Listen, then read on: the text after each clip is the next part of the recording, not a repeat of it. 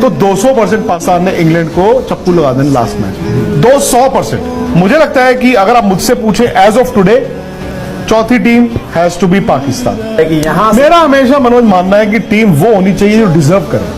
बिस्मिल्लाहिर्रहमानिर्रहीम, अस्सलामुअलैकुम। दोस्तों परेशान ना हो, अल्लाह ने चाहा तो अब भी पाकिस्तान टीम सेमीफाइनल के लिए क्वालिफाई कर सकता है। इसमें कोई शक नहीं कि श्रीलंकन बल्लेबाजों ने आज बहुत ही गैर मोहतात अंदाज से बल्लेबाजी की और बहुत बुरी क्रिकेट खेली, मगर अब भी पाकिस्तान के पास चांस है। अब भी पाकिस्तान टीम सेमीफाइनल के लिए क्वालिफाई कर सकती है। ये कुदरत का निज़ाम है, हमें इंशाल्लाह अल्लाह ताला पर यकीन रखना है। हाँ, ये अलग बात है कि पाकिस्तान के लिए मुश्किल हो जाएगा, मगर फिर भी पाकिस्तान की टीम सेमीफाइनल के लिए क्वालिफाई कर सकती। जिस तरह विक्रांत गुप्ता को यकीन है और वो बिलीव रखते हैं और पाकिस्तान टीम अब भी सेमीफाइनल के लिए क्वालिफाई कर सकती है, तो आप भाई भी यकीन रखें, अब भी पाकिस्तान टीम सेमीफाइनल के लिए क्वालिफाई कर सकता है। क्योंकि अभी न्यूजीलैंड क्रिकेट टीम ने इस टारगेट को चेस करना है, वो किस तरह की बल्लेबाजी करते हैं, इस मैच में फतह हासिल करती है या नहीं, और कितने ओवर में इस टारगेट को चेस करती है। उसके बाद पाकिस्तान क्रिकेट टीम के लिए नया रन रेट आएगा और इंग्लैंड के खिलाफ कितने मार्जिन से जीतना है